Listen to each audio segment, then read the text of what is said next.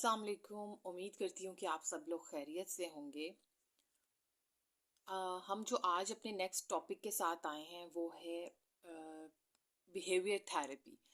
Actually आज हम जो बिहेवियर थेरेपी की एक टेक्निक है उसको डिस्कस करेंगे, जो कि है सिस्टम डिसेंसिटाइजेशन। अब सिस्टम डिसेंसिटाइजेशन क्या होता है, ये टेक्निक हम बिहेवियरल थेरेपी में यूज़ करते हैं। किस तरह से इसको अप्लाई किया जाता है किसी क्लाइंट पे, किस तरह के क्लाइंट्स होते हैं, किस कंडीशन या सिम्टम्स के साथ क्लाइंट्स आए और उन पर हम बिहेवियर थेरेपी की ये स्पेसिफिक टेक्निक यूज़ करते हैं। आज हम इसके बारे में बात करेंगे।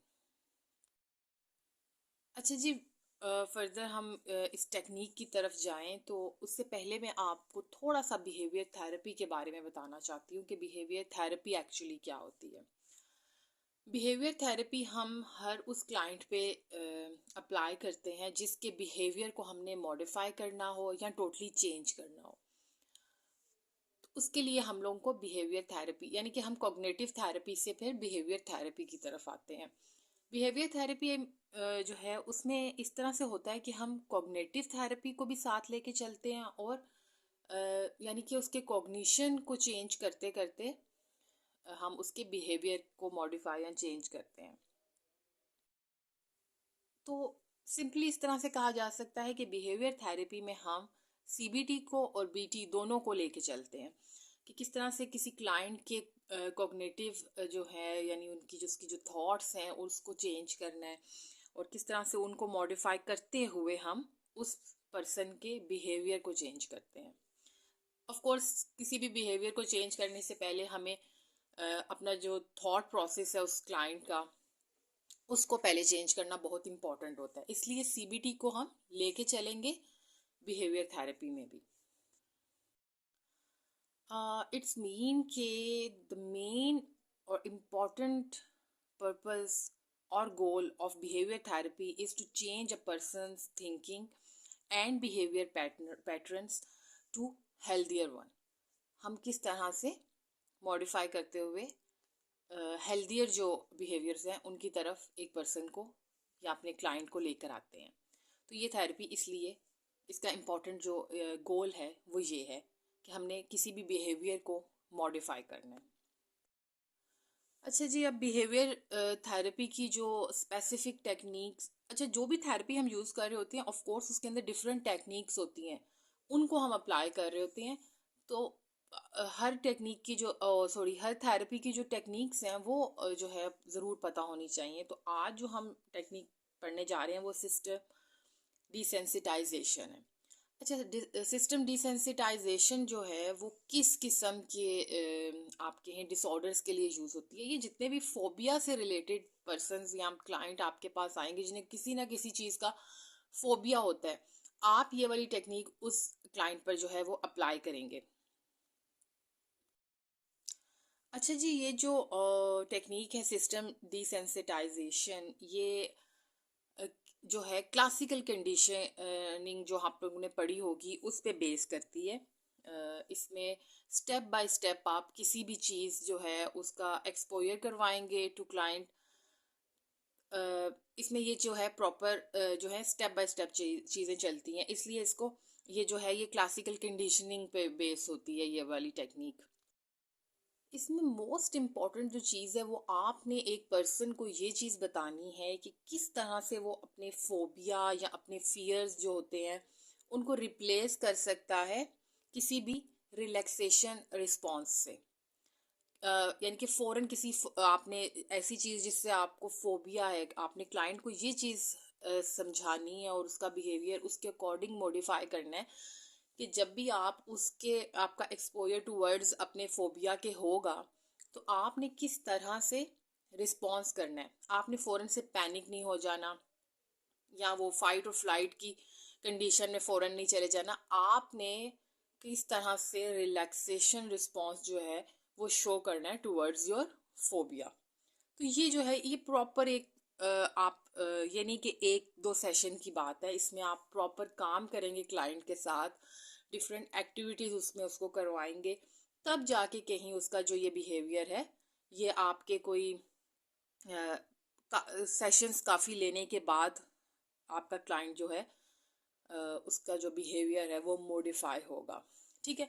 अच्छा जी, इसमें जो है जो इम्पोर्टेंट चीज़ है कि जब किसी भी फोबिया के साथ आपका क्लाइंट आए, आपने उसको सबसे पहले जो चीज़ बतानी है वो रिलैक्सेशन थेरेपीज़ के बारे में बतानी है। इसमें डीप ब्रीथिंग के बारे में आप उसको बताएंगे, कैसे स्टेप बाय स्टेप आपने डीप ब्रीथिंग करनी है ताकि आप प्रॉपर रिलैक्स रहो। पीएमआरटी के बारे में भी ये भी एक्सरसाइज है। उसके बारे में आप बताएंगे क्लाइंट को कि वो स्टेप्स आपने कैसे फॉलो करने हैं जब भी आप अपने किसी फोबिया की तरफ जा रहे हो, आपको पता हो कि आगे मुझे ये चीज़ दिखेगी दिखेगी, तो आपने पहले ये चीज़ें करनी है। यानी रिलैक्सेशन थेरेपी को सबसे पहले आपने अप्लाई करना है अपने ऊपर, आपने क्लाइंट को ये बताना है। डीप ब्रीथिंग जो है वो चूँकि जल्दी और उसके स्टेप्स कम है, तो वो आप क्लाइंट को कहेंगे पहले कर लें, जिसमें आपने, जिसको गहरे सांस की एक्सरसाइज भी कहते हैं या गहरे सांस की वर्जिश। इसमें आपने किस तरह से मुंह के ज़रिए आपने हवा को अंदर लेके जाना है और सॉरी नाक के ज़रिए आपने हवा को अंदर लेके जाना है और मुंह के ज़रिए बाहर निकालना है। इसमें क्या होगा कि आपके जो सारे मसल्स हैं उनमें एक खिंचाव पैदा होगा पहले, फिर वो रिलैक्स हो जाएंगे। तो ये वाली जो थेरेपी है ये ज़रूर, मैं तो कहती हूँ कि हर पर्सन को अपने घर में इस चीज़ को अप्लाई करते रहना चाहिए। किसी भी किस्म की कंडीशन में, आपको गुस्सा आ रहा है, आप थक बहुत ज़्यादा गए हो, या आप परेशान हो, बहुत ज़्यादा आपका मूड जो है वो स्विंग हो रहा है और आप सैड हो रहे हो, तो आपको रिलैक्सेशन थेरेपी फ़ौरन से डीप ब्रीथिंग कर लेनी चाहिए। अच्छा जी, आफ्टर रिलैक्सेशन थेरेपी आप क्लाइंट को बताएंगे किस तरह से स्टेप बाय स्टेप उसका एक्सपोजर करवाना है आपने अपने सेशंस में ही उसके फोबिया से।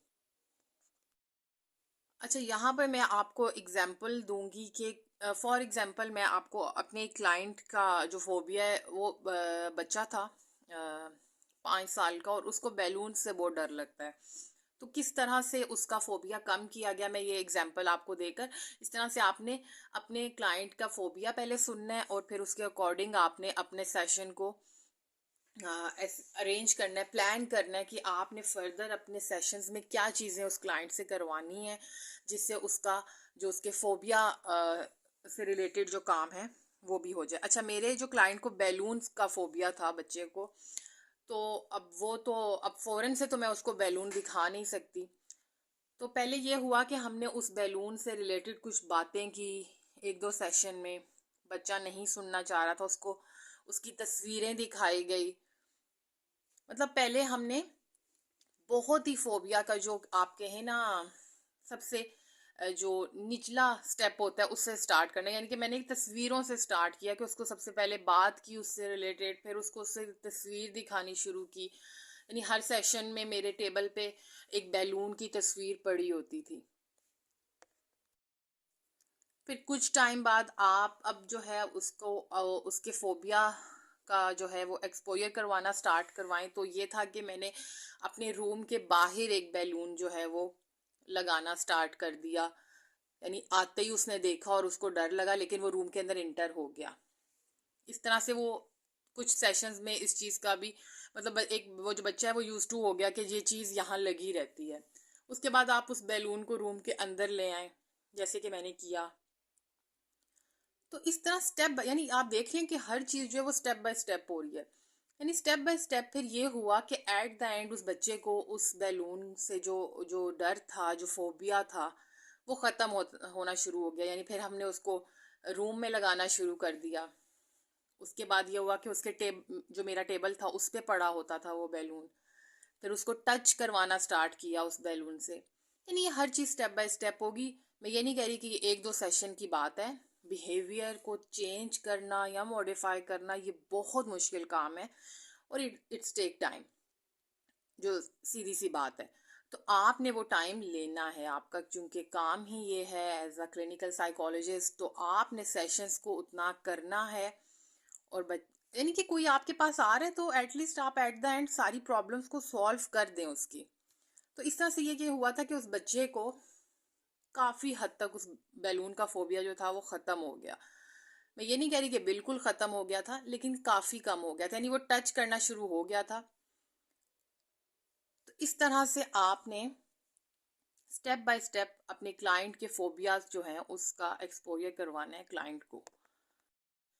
मैं उम्मीद करती हूँ कि आपको बिहेवियर थेरेपी की ये जो टेक्निक सिस्टम डिसेंसिटाइजेशन है ये इस वीडियो में समझ आई होगी, और फोबिया से रिलेटेड जितने भी आपके पास जो मैं साइकोलॉजी के स्टूडेंट से बात कर रही हूँ कि जो भी क्लाइंट्स आएंगे आप उन पे ये टेक्निक अप्लाई कर सकते हैं। सिर्फ क्लाइंट्स नहीं, जो लोग घर में समझते हैं कि हमें इस चीज़ का फोबिया है वो खुद भी अप्लाई कर सकते हैं, पढ़े लिखे लोग अपने ऊपर, कि किस तरह से स्टेप बाय स्टेप आप खुद अपने फोबिया से खुद को एक्सपोजर करवाएं, उसका सामना करें। तो बहुत आसान है कि आप अपने फोबियाज को बहुत ही जल्दी कम वक्त में ख़त्म कर सकते हैं। तो ये चीज़ें हर इंसान को अप्लाई करनी चाहिए। अगर आपको मेरी वीडियो इन्फॉर्मेटिव लगती है तो प्लीज़ लाइक कीजिए और सब्सक्राइब कीजिए मेरे चैनल को। Thank you so much.